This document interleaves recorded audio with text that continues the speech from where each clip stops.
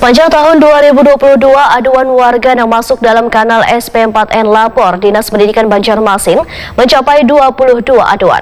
Aduan yang masuk bervariasi mulai dari aduan guru honorer terkait pegawai pemerintah dengan perjanjian kerja atau P3K hingga mengenai kasus bullying yang terjadi di sekolah. Namun hanya membutuhkan waktu sehari untuk merespon balik dan menindaklanjuti terkait seberatan aduan yang masuk tersebut. Sepanjang tahun 2022, aduan warga yang masuk dalam kanal SPAN Lapor Dinas Pendidikan Banjarmasin mencapai 22 aduan.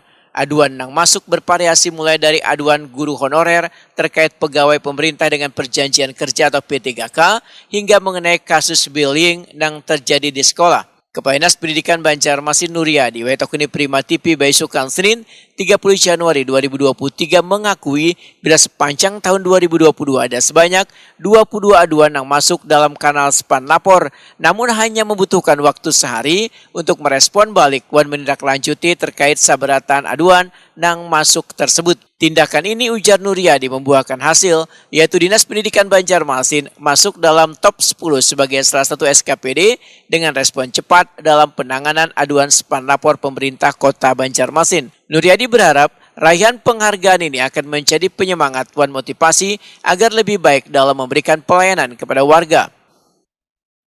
Alhamdulillah di tahun 2000 awal tahun ini tahun yang baik, terutama untuk Dinas Pendidikan tadi infotik ya, bahwa kita mendapatkan responsif laporan cepat ya, laporan tercepat, top 10 laporan tercepat.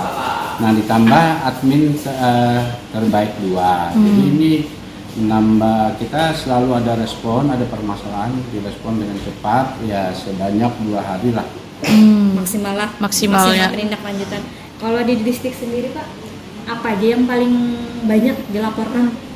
Pertama tentang honorer, yang kedua kemarin tentang penggunaan les, yang ketiga ya ada sedikit kekerasan guru Terhadap anak. Jadi ada 3 poin indikator yang kemarin dilaporkan, tapi semuanya sudah kita atasi dengan jawaban-jawaban dan didukung di lapangan.